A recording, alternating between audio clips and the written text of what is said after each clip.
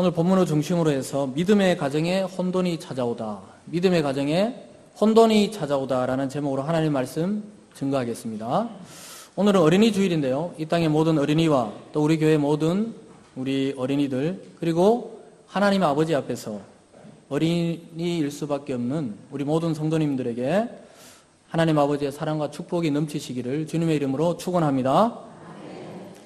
여러분, 혼돈이라고 그럴 때요, 이 혼돈이란 말은 온갖 사물이나 정신적 가치가 뒤섞여서 갈피를 잡을 수 없을 때 혼돈이다, 이런 말을 씁니다.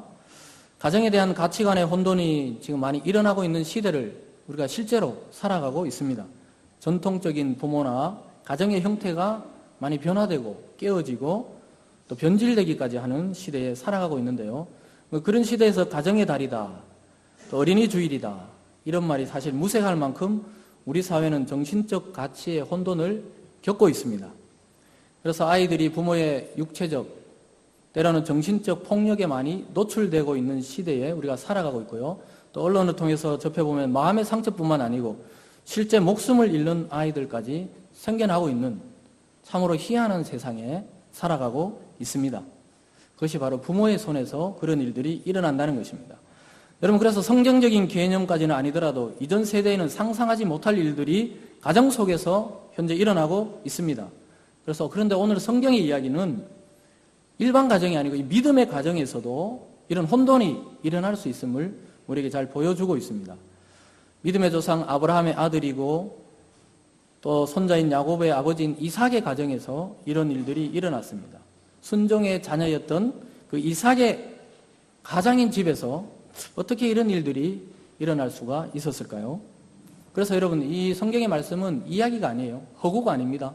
뜬구름 잡는 이야기가 아니고 언제든지 믿음의 가정인 우리들의 집안에서 일어날 수 있는 일들을 오늘 성경을 통해 우리가 보고 듣고 있는 중입니다. 부부 간의 의견이 충돌하고 있고요. 자녀 간의 시기와 다툼이 일어나는 현장이 되고 있습니다. 하나님이 무시되는 믿음의 가정의 모습이 바로 오늘 이삭의 가정에서 일어나고 있습니다. 왜 이런 일들이 믿음의 가정에서도 일어나게 되는 것인지 오늘 좀 말씀을 통해 살펴보고자 합니다. 그리고 여러분, 부모님들의 그 집착적인 사랑이 때로는 자녀들을 힘들게 하고 때로는 하나님의 말씀과 그 언약의 축복까지도 왜곡되게 하는 상황을 보게 됩니다. 한 가정의 가정제사장이고 가장인 아버지 이삭의 영적 판단력이 흐려졌을 때 이런 일이 일어났고요. 또 어머니의 그 신앙적 열심이 잘못 언약을 해석하면서 일어나게 되는 현상을 오늘 이 본문에서 보게 됩니다. 하나님의 축복이 약속된 집안에서 어떻게 이런 일들이 일어날까요? 그것은 바로 하나님의 말씀보다 자기의 생각을 따르고 자기의 계획을 따르고 이 시대의 유행을 따르고 시대의 조건을 따르면서 자녀들을 키워나가려고 할 때 이러한 현상들이 발생합니다. 여러분, 오늘 하나님의 말씀을 통하여 개인과 가정의 이런 요소들이 사라지고 하나님의 말씀과 은혜로 아름답게 세워져가는 우리 모든 가정 되시길 주님의 이름으로 축복합니다. 오늘 첫 번째로 아버지들에게 말씀합니다. 영적 분별력을 상실한 아버지 이삭의 그 집착이 하나님의 약속과 다른 에서를 사랑하게 되는 그런 장면을 보게 됩니다. 여러분, 이삭이 원래 어떤 사람입니까? 아버지 아브라함의 뜻에 순종해서 13살, 14살 이런 청소년 시기 때 아버지가 그냥 아무 말 없이 제단 위에 올려놓고 꽁꽁 묶어서 칼을 꺼내서 죽이려 했을 때 반항하지 않고 그 죽음을 받아들이려고 했던 그런 순종의 인물이었습니다. 그래서 그 순종은 신약에 와서 그리스도의 십자가 순종과 비교될 정도의 그 위대한 순종으로 여겨지고 그리스도의 예표로 여겨지는 인물이었습니다. 하나님이 그에게 복을 주실 때는 농사를 지으면 한 해에 100배의 결실을 얻었던 사람입니다. 그리고 그가 가는 곳마다 우물이 터져 나왔어요. 그 당시에 목자들에게 우물이 생명과 같았는데요. 그가 이동하는 곳마다 하나님은 우물이 터져 나오게 했습니다. 그래서 이삭의 인생은 굉장히 아브라함과 이삭과 야곱 중에 가장 순조로워 보였습니다. 그런데 쌍둥이 형제가 태어나면서 이삭의 마음이 갈라지기 시작했습니다. 더 나아가서 오늘 본문에서는 영적 분별력을 상실한 모습을 보이게 됩니다. 이삭은 이미 하나님의 말씀을 들어서 익히 하나님의 뜻을 알고 있던 사람입니다. 하나님께서는 리브가가 임신했을 때 이미 약속의 말씀을 주셨습니다. 아내가 임신했을 때 뱃속에 전쟁이 일어났습니다. 뱃속에서 이단 엽차기, 앞구르기, 뒷구르기 서로 막 차고 치고 그래서 막 두 명이 막 싸우는 거예요. 난리가 났습니다. 그랬을 때 어머니 리브가가 하나님께 묻습니다. 이게 어떻게 된 일입니까? 하나님께 묻습니다. 그때 하나님께서는 이미 뱃속에서 두 민족이 나누게 된다고 말씀하셨고 큰 자가 어린 자를 섬기게 된다고 말씀하셨습니다. 그래서 이삭의 가정이 평안하려면 하나님의 그 언약의 말씀, 복음이었던 큰 자가 어린 자를 섬기게 된다. 이 말씀을 중심으로 살면 평안합니다. 창세기 25장 22절 23절로 좀 앞장으로 가보면 이런 말씀을 합니다. 그 아들들이 그의 태 속에서 서로 싸우는지라 그가 이르되 이럴 경우에는 내가 어찌할꼬 하고 가서 여호와께 묻자온대 여호와께서 그에게 이르시되 두 국민이 내 태중에 있구나 두 민족이 내 복중에서부터 나누이리라 이 족속이 저 족속보다 강하겠고 큰 자가 어린 자를 섬기리라 하셨더라. 이미 그들이 태어나기도 전에 이 땅에 출생하기 전에 하나님의 섭리와 뜻은 큰 자가 작은 자를 섬기게 된다. 이게 하나님의 약속의 말씀이었습니다. 이미 가정에 주어졌던 말씀은 분명했습니다. 그래서 신약에서 사도 바울은 이 구절을 가지고 선택의 교리를 가지고 옵니다. 하나님의 은혜의 교리를 찾아냅니다. 여러분들이 성도 된 것은 이미 하나님의 작정 안에 있는 줄 믿습니다. 그래서 하나님의 그 작정과 약속을 비껴갈 수도 없고 변개시킬 수도 없습니다. 이 말씀이 에서와 야곱의 인생을 갈라놓습니다. 그리고 이 말씀대로 결국은 하나님의 역사는 진행됩니다. 이처럼 아버지 이삭은 하나님의 말씀을 알고 있는 자였습니다. 그런데 도저히 자기가 인간적인 눈과 그 시대 상황으로 볼 때 야곱에게 가정을 맡길 수가 없었습니다. 여러분 아무리 하나님의 말씀이지만 그 시대 상황에서 야곱은 가정을 이끌 만한 사람이 못 됩니다. 외모나 직업 또는 성격 전혀 아버지의 마음에 들지 않았습니다. 일단 사냥을 못합니다. 늘 집안에만 있던 사람이 바로 야곱입니다. 아버지 이삭이 볼 때 아무리 하나님의 말씀이고 하나님의 뜻이라도 하나님 이것만은 안 되겠습니다. 이렇게 생각합니다. 왜냐하면 남자답고 사냥도 잘하고 화통한 성격을 가진 아들 에서가 이삭의 마음에는 딱 들어맞았습니다. 야곱은 일단 직업이 없어요. 집에서 왔다 갔다 하고 엄마 옆에만 있습니다. 그리고 여러분 언약의 관점에서 보지 않으면 우리는 항상 성경을 언약과 하나님의 뜻으로 보니까 그런데 그냥 객관적으로 봤을 때 에서가 굉장히 매력적인 사람입니다. 그 당시에 그 시대 상황으로 봤을 때 야곱은 별 쓸모가 없었어요. 그 두 가지에서 그렇습니다. 에서는 일단 외모가 그 시대에 딱 맞았습니다. 왜냐하면 그는 일단 태어날 때부터 털이 많았습니다. 가슴에 털이 많아야 남자 아닙니까? 태어날 때 에서는 정신에 털옷을 입고 나왔다고 제가 말한 게 아니고 성경 창세기 25장 25절에서 그가 태어났는데 보니까 애가 크면서 털이 자란 게 아니고 태어날 때부터 털을 입고 나왔다고 이렇게 말씀하고 있습니다. 그래서 에서가 샤워할 때 보면 어떻습니까? 저게 사람인지 짐승인지 헷갈립니다. 뒷모습을 볼 때 도저히 사람이라고 볼 수 없을 정도로 털이 많았습니다. 성경이 말씀하고 있습니다. 그러나 그 시대에 가장 적합합니다. 여러분 사냥을 하러 가면 가시나무 또 나무 가지게 막 긁히지 않습니까? 털이 없으면 보호가 되지 않습니다. 그리고 짐승도 헷갈려요. 이게 짐승인지 사람인지 헷갈려가 옆에 있다 잡혀옵니다. 그래서 에서는 사냥하기에 적합합니다. 그냥 숲속을 뛰어다니면 짐승들이 친구인가? 이렇게 하다 잡혀오는 거예요. 거의 친구지요. 짐승 같은 놈입니다. 어떻든 사냥하는데 적합한 몸이었습니다. 그리고 직업이 사냥꾼이잖아요. 그 당시에 사냥을 해서 고기를 가지고 집안을 먹여 살려야 되는 그런 사람입니다. 그래서 이 에서는 오늘 또 본문에 나오지만 화살을 가지고 와가 짐승 잡아오라 이랬잖아요. 한 방에 그냥 끝을 냅니다. 한 방에. 두 번 필요 없어요. 화살 한 번만 쏘면 돼요. 왜냐? 짐승하고 헷갈리니까 짐승들이 한번 맞나 안 맞나 그러다 그냥 맞는 거예요. 한 방에 짐승을 딱 쓰러뜨립니다. 그리고는 어떻습니까? 짐승이 무겁지만 어깨에 딱 메고 와요. 메고 와서 마당에서 그냥 팍 패대기 쳐놓고는 어떻게 합니까?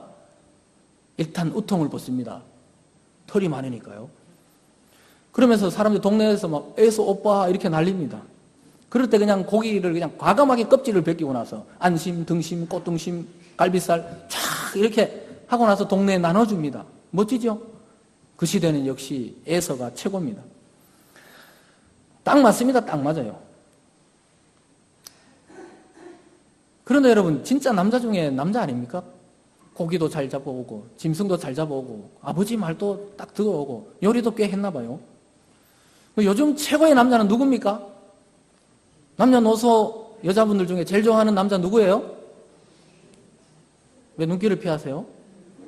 뭐라고요? 네, 이것은 질문입니다. 대답을 해주세요. 누구요? 뭐 송송 이렇게 하다 마는데 네. 송군이죠. 송군. 태양의 후예. 그거 보다가 후회합니다. 드라마 자꾸 보지 마세요. 예. 저도 뭐 사진으로 봤는데 보니까 근육이 좋더라고요. 식스팩이 있고 말이죠. 얼굴도 잘생겼고. 그러나 이 당시에 태어났으면 야곡과입니다. 야곡과. 털이 없어요. 일단. 근육만 있죠. 송중기도 아무것도 아니에요. 지금 성경을 봤을 때는. 송중기는 팔과 가슴에 털이 없습니다. 근데 에서는 어떻습니까? 야성적입니다. 그 당시에 말이죠. 그 문화에서는 그런 사람이 통하는 거예요. 야곱은 어떻습니까? 맨질맨질합니다. 사투리인가요? 맨질맨질. 매끄러워요, 피부가. 아주 여성스럽습니다. 집안에서 엄마랑 제잘제잘 그러면서 이야기를 해요. 요리를 돕고요. 집안 정리를 합니다. 야곱이 옷을 다리면은 손을 빌 정도로 그냥 칼같이 다립니다. 성경에 나오냐고요? 없습니다. 그런 말.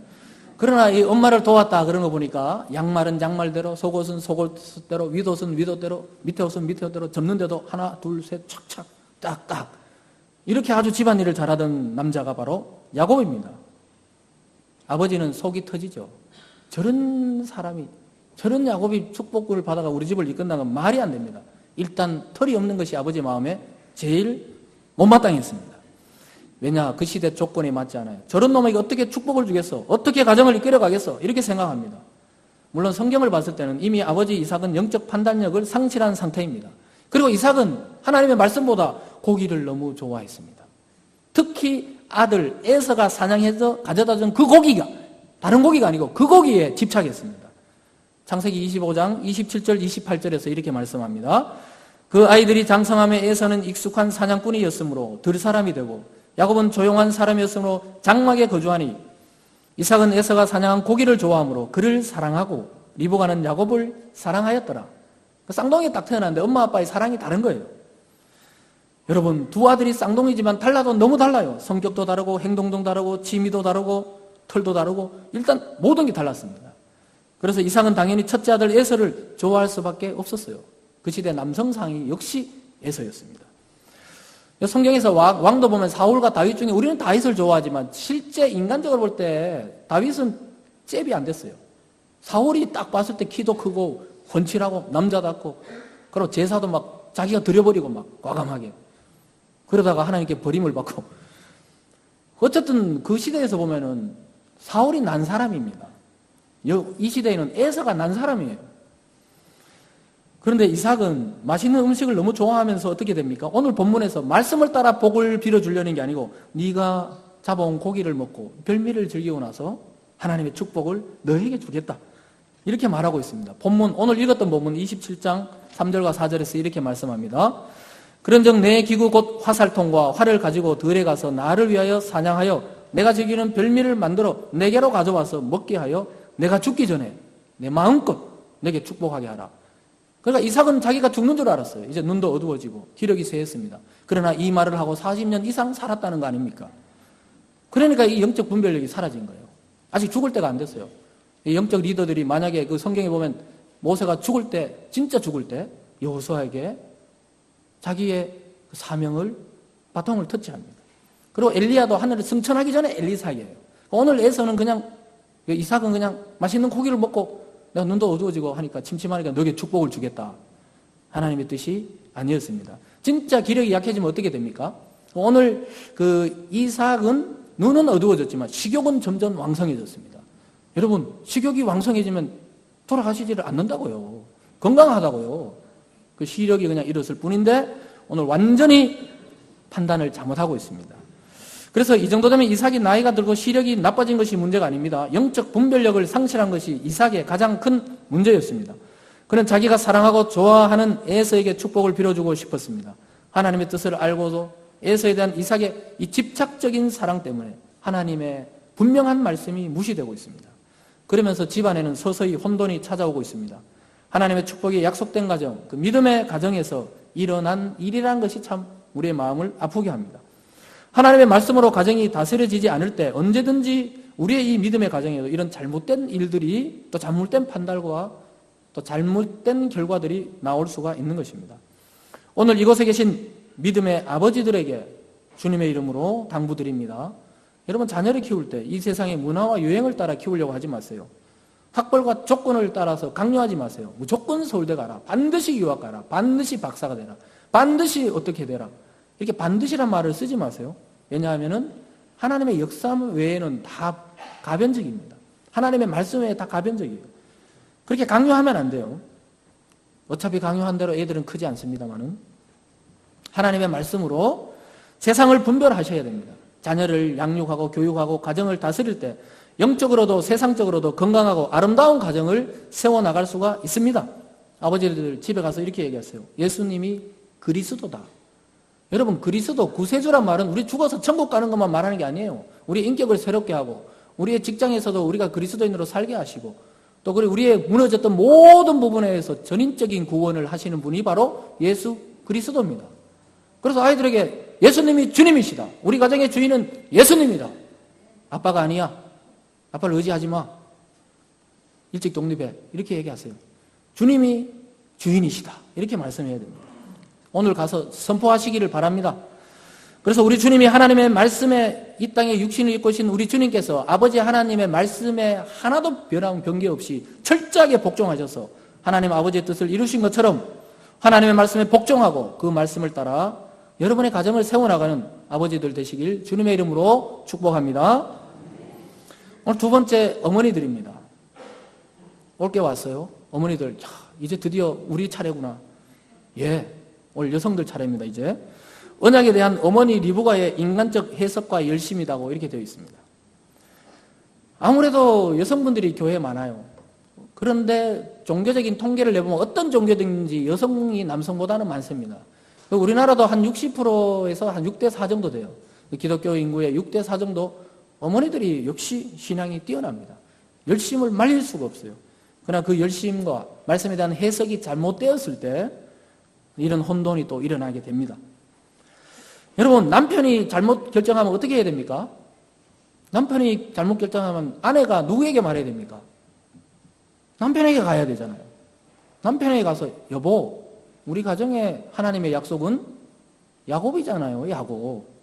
이렇게 이야기해야 되는데 리브가는 남편에게 달려가지 않고 둘째 아들 야곱을 불러다가 아버지를 속일 계획을 짭니다. 이것이 무엇을 말해줍니까? 이미 이상의 가정에서 하나님의 말씀이 무시되면서 가정의 질서와 사랑의 관계가 많이 손상되고 깨어진 상태임을 보여주고 있는 리브가의 행동입니다. 남편의 언약에 대해 잘못 이해하고 있었다면 분명히 리브가가 말려야 되죠. 뭐 뜯어 말리든지, 그죠? 축복을 못하도록 손을 묶어버리든지. 하여튼 이렇게 했어야 되는데, 그러나 성경을 보면 이미 둘 사이에 대화가 사라졌습니다. 그리고 이 쌍둥이 형제, 이 남자 형제들 2명 사이에서도 성경을 보면 팥죽 사건 이후로 대화가 없어요. 대화가 없습니다. 에서는 들판에 나가서 하루 종일 뭘 합니까? 사냥을 합니다. 뛰어다니면서 짐승들과 함께 짐승처럼 뛰어다녀요. 그러다가 고기를 한 마리씩 잡아오고요. 그 야곱은 어떻습니까? 집에서 거의 모든 시간을 보냅니다. 근데 여러분, 지금도 그렇게 다르진 않은 것 같아요. 이 남자 형제들하고는 잘 대화가 많이 없는 것 같아요. 저도 형님이 한 분 있어요. 제일 큰 형님이. 한 분 계신데 전화통화하면 진짜 할 말이 없어요. 제가 1분 이상 전화해 본 적은 거의 없는 것 같아요. 보통 어떻습니까? 내다. 이렇게 전화 와요. 서울은 어떤지 모르겠습니다. 내다. 이렇게 전화. 그럼 제가, 응? 잘 지내지? 아버지 생신이다. 어디 식당에서 보자. 알았다. 끊을게. 뚜 이렇게.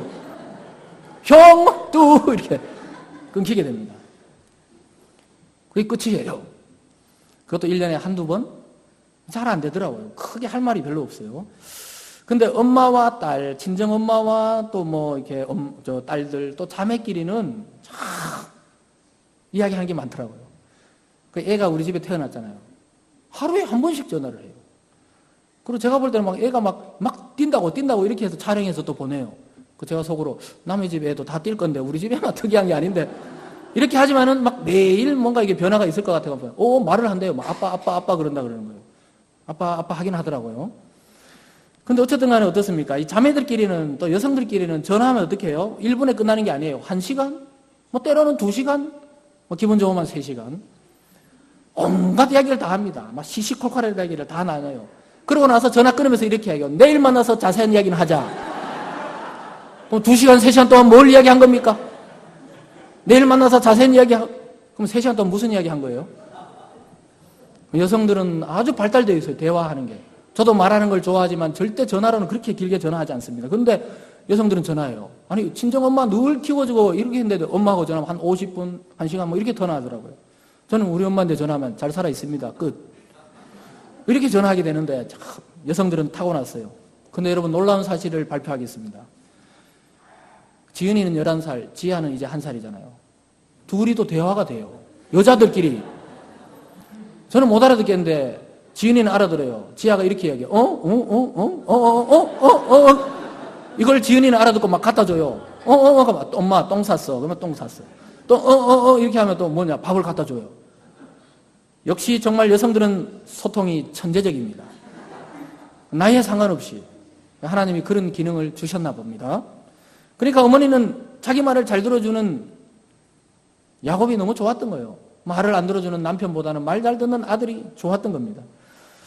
그래서 아버지 이삭이 에서만 편애하는 것에 대해 또 반발 심리도 있어요. 여러분 그래서 만약에 애들 편애하면요, 만약에 남편이 큰 애를 편애하잖아요. 그러면 엄마는 어쩔 수 없이 또 작은 애를 긍휼히 여기고 또 막 그렇게 돌보게 되고 자꾸 이렇게 뜻이 갈라집니다. 그래서 좀 공평하게 대할 필요가 있어요. 마음이 좀 갈라지지만 좀 공평하게 대할 필요가 있습니다. 그래서 여러분 밖으로만 떠도는 에서에게 자기 노후를 맡길 수가 없었어요. 엄마는 불안한 거예요. 저렇게 짐승처럼 떠들다 짐승과 함께 죽으면 어떻게 하나 이런 생각도 들고 이 가정을 어떻게 이끌어가나. 그 역시 가정을 잘하는 야곱이 축복을 받아야 된다. 그리고 하나님도 말씀했지 않냐고. 그래서 뭐 억지로라도 그냥 얘가 축복을 받아야 되겠다. 이렇게 한 겁니다. 리브가는 자기가 임신했을 때 하나님의 음성을 분명히 들었기 때문에 지금 남편 이삭이 에서에게 축복을 주려 하자 마음이 급합니다. 그래서 인간적인 방법으로라도 야곱이 축복을 받아야 하나님의 뜻이다. 말은 맞아요. 열심히 있습니다. 근데 열심히 지나치면 때로는 이렇게 문제가 생겨요. 하나님의 뜻인지 아닌지 해야 되는데 그냥 인간적인 해석을 해버리고 열심으로 달려들면서 하나님의 뜻하고는 달라집니다. 여러분 결국 야곱이 아빠에게 복을 받아요. 그러나 진짜 복을 받습니까? 복을 받는 순간 야반 도주하게 됩니다. 도망자의 신세로 전락하고 말아요. 결국 야곱이 하나님을 만난 것은 들판에서 돌베개를 베고 자다가 사닥다리 꿈을 꾸면서 하나님의 음성을 듣게 됩니다. 거기서 이제 아브라함과 이삭의 하나님이 아니고 자기의 하나님, 야곱의 하나님을 만나게 되는 것입니다. 그래서 여러분, 자녀들이 좀 고생할 때 좀 놔두셔야 돼요. 왜냐하면 고생을 하면 할수록 하나님과 밀착됩니다. 너무 풍부하게 살면요, 하나님과 좀 멀어져요. 고생은 사서도 한다 이런 말도 있는데 좀 자녀를 일부러 내몰 필요는 없지만 좀 강하게 내몰 필요가 있습니다. 왜냐하면 거기서 하나님을 발견해요. 반드시 인생 밑바닥에 가면 하나님을 만나게 되어 있는 것입니다. 그래서 여러분 하나님의 언약은 야곱이 축복을 받도록 되어 있었습니다. 그러나 그 과정이 옳지 않아요. 하나님의 방법은 과정도 선하고 목적도 선해야 됩니다. 목적만이 아니라 수단도 좋아야 합니다. 그런데 오늘 본문에 드러난 리브가의 행동은 믿음의 사람이 아니라 세상적인 계략에 가까워요. 인간적인 술수에 가까운 행동을 보입니다. 그만큼 하나님의 언약의 말씀이 무시되고 있고 잘못 해석되어지고 있습니다. 여러분 그 엄마들이 얼마나 애착이 강한지 몰라요. 그 이번에도 뭐 불법 과외 선생님 뭐 이렇게 해가 19억을 뭐 사기당했다 뭐 이러면서 뉴스에 보니까 애들 막 대학 입시를 막 좋은 대학 보내려고 그러다가 막 돈을 그렇게 사기를 당해요. 오늘 리브가는 야곱에게 사실을 알리고 아버지를 속일 계획을 짭니다. 염소를 잡아와라. 염소를 잡아와. 그것도 새끼 2마리를 잡아와.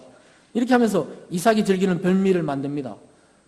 여러분 아무리 이삭과 리브가가 사이가 안 좋아도 벌써 몇십 년을 살아왔는데 남편의 입맛을 정확하게 꿰뚫고 맛있는 요리를 해서 야곱의 손에 들려서 가게 됩니다. 여러분 아내가 남편의 식성을 얼마나 잘 알겠습니까? 리브가는 에서가 사냥하러 간 사이에 이 일이 다 끝나야 된다고 생각하면서 야곱을 재촉합니다. 오늘 본문에 보셨죠? 빨리 잡아와. 그러니까 엄마 나 털이 없어. 염소털 붙이자. 그래서 붙여요. 결국 나중에 이삭이 음성은 야곱의 음성인데 잡아보니까 이 옷은 또 에서의 옷이에요. 그러니까 헷갈리는 거예요. 만져보면서 더 헷갈려 버렸어요. 코미디입니다. 코미디 사실. 그죠? 막 이게 염소털을 덮어 쓰고 지금 아버지 앞에 갔는데 주위의 사람들은 다 아는데 아버지만 쏟고 있어요. 아버지만. 그런데 엄마는 어떻습니까? 잘한다. 야, 야곱이 연기력이 저렇게 뛰어날 줄 몰랐다. 됐어. 역시 내 아들이야. 이렇게 생각하면서 아버지를 속여 먹고 있습니다. 여러분, 아버지의 사랑을 제대로 받지 못한 야곱에 대한 리브가의 모성적 집착이 엿보이게 됩니다. 여러분, 모성적 집착. 무슨 말이냐? 쉬운 말로 하면 엄마 눈에 지금 배는 게 없다는 거예요. 고상한 말로는 모성적 집착이지만 그냥 말로 하면 눈에 배는 게 없어요. 지금 남편도 속이고 가정도 속이고 다 속여요. 아버지의 자녀 사랑과 어머니의 사랑은 좀 다르죠. 어머니는 아이가 아프면 어떻습니까? 어머니는 끝까지 포기 안 해요. 끝까지 포기 안 합니다. 자기 가슴이 찢어질 정도로 아이가 아프면 자기 가슴이 진짜 찢어져서 피눈물이 나요. 아버지들도 물론 가슴이 아픕니다. 그러나 아버지는 그 아픈 마음을 들고 또 회사 나가야 되고 돈도 벌어야 되고 가정을 건사하려고 그런 사랑으로 표현되지만 어머니들은 막 회사를 때려치우고 애를 막 살리려고 해요. 그게 또 어머니들입니다. 그래서 적당하죠. 각자 그렇게 해야 되지. 둘 다 또 때려치우면 안 되죠. 그러나 어머니들은 포기 못합니다. 오늘 본문에서 리브가가 이렇게 말합니다. 정말 무서운 말입니다. 이 구약은 복과 저주 그대로 남편이 그렇게 선포하면 그렇게 되는데 저주조차 자기가 받겠다. 이렇게 말합니다. 오늘 본문 12절 13절인데요. 함께 읽어보겠습니다. 시작. 아버지께서 나를 만지실진데 내가 아버지의 눈에 속이는 자로 보일지라 복음고사하고 저주를 받을까 하나이다. 어머니가 그에게 이르되 내 아들아 너의 저주는 내게 돌리리니 내 말만 따르고 가서 가져오라. 엄마들은 공감하시죠? 여러분 삼풍백화점이 무너진 지 오래됐습니다마는 제가 일부 예배 때도 말씀드렸는데 그때 기사에 정말 눈물겨운 기사가 나왔어요. 그 유모차를 끌고 왔던 엄마가 그 유모차 위에 엎어져서 죽은 장면 아닙니까? 엄마랑 애가 다 죽었습니다. 그렇지만은 애 살리려고 본능적으로 아이를 덮어요. 그 엄마입니다. 아빠들도 그렇겠지만 그때 끌고 갔다가 막 갑자기 무너지니까 엄마가 그냥 그 유모차 위에 엎어져 같이 구조되면서 그 전 국민이 울었지 않습니까? 엄마들은 그런가 봐요. 정말 자기 자식을 포기하지 못합니다. 근데 그것이 너무 집착적으로 갈 때, 하나님 말씀보다 더 넘어설 때는 문제가 발생한다는 말입니다. 그래서 모성적 집착이 하나님의 언약을 잘못 해석되게 하고 잘못된 방법으로 사용될 때 이 집안의 혼동이 더 커지게 됩니다. 남편이 에서에게 집착하는 것에 반발하는 심리도 있었지만 어쨌든 리브가의 행동은 하나님의 말씀을 잘못 해석하고 인간적인 열심을 통하여 하나님의 때를 기다리지 못하고 하나님의 일을 자기 힘으로 이루어보려고 했던 잘못된 시도였습니다. 여러분 우리에게 이런 경우가 많습니다. 사실 우리의 경험과 우리의 지식과 또 우리의 신앙적인 습관을 따라 하나님의 말씀을 따르지 않고 그렇게 행할 때가 너무 많습니다. 여러분 그렇다면 멈추셔야 합니다. 더 나가시면 안 되고 혹시 오늘 말씀을 듣고 성령의 은혜로 어떤 것이 생각났다면 끊어버리고 멈추시기 바랍니다. 그래서 우리 가정과 특히 우리 자녀들을 향하신 하나님의 계획과 뜻이 무엇인지 곰곰이 묵상해 보시기 바랍니다. 내가 바라는 자녀상이 있어요. 저도 자녀를 키우니까 당연히 있죠. 얘는 이렇게 돼서 이런 직업을 가지고 이렇게 살면 참 좋겠다. 또 둘째가 태어나니까 얘는 첫째는 이런 성향이 있으니까 둘째는 이렇게 되면 좋겠다. 이런 계획들을 가질 수는 있지만 그걸 집착해서 강요하시면 안 된다는 거예요. 왜냐?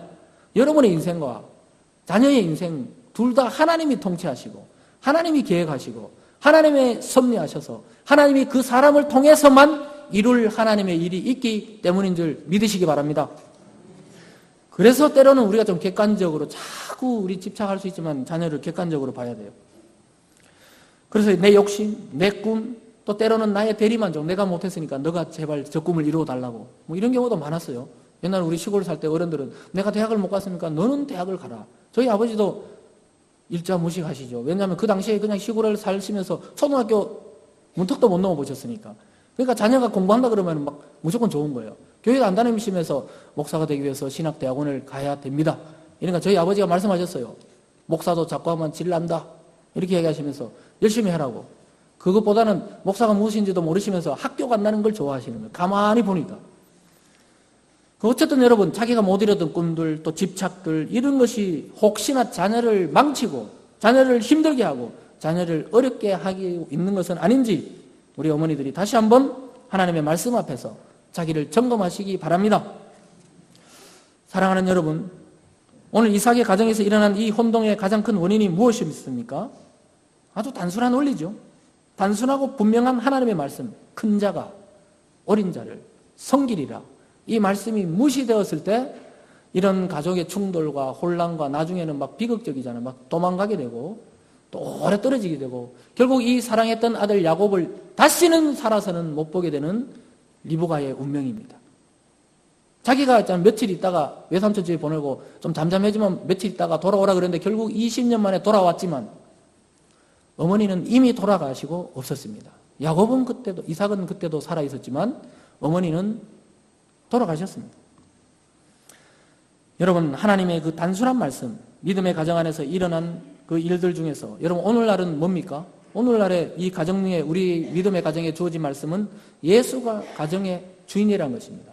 예수님이 가정의 주인이라는 것입니다. 이 단순한 진리를 기억하시기 바랍니다. 그래서 아버지가 주인 되면 안 돼요. 엄마가 주인 되면 안 됩니다. 그렇다고 자식들이 귀하다고 자식들이 우상이 되면 안 됩니다. 자식이 주인 되면 안 돼요. 오직 예수 그리스도가 내 개인과 우리 가정과 이 공동체의 주님이시다. 이걸 인정하는 삶으로 나가셔야 됩니다. 그래서 여러분 이번 한 주 동안 가정마다 아버지들의 영적 분별력과 지도력을 회복하는 한 주 되시길 바랍니다. 그리고 어머니들의 그 인간적 열심, 애착, 집착적 사랑을 내려놓는 한 주 되시길 기도합니다. 그래서 믿음의 자녀들이 좀 행복하게, 좀 믿지 않는 자녀들과 좀 다르게 행복함을 느껴야 되잖아요. 신앙을 하는데도 애들 괴로워하면 안 돼요. 그 여러분 압박하지 마시고 정말 자유롭게 신앙 안에서 하나님을 섬긴다면 주님을 주님이라고 고백하는 아이라면 기대하시면 됩니다. 그 다음부터는 하나님이 일을 하세요. 하나님이 이루어 가십니다. 반드시 하나님이 그 아이를 복을 주시고 또 성공케 하시고 위대한 인물로 하나님이 키워가실 줄 믿습니다. 그래서 오직 하나님의 언약의 말씀을 따라 다스려지는 믿음의 가정들 다 되시길 주님의 이름으로 축원합니다. 기도하시겠습니다. 사랑의 하나님 아버지 감사드립니다. 하나님 오늘 우리 개인과 가정에 주신 이 위대한 말씀을 기억하게 도와주시옵소서. 우리 개인과 가정과 공동체의 주인이 예수 그리스도이심을 기억하는 우리 모두가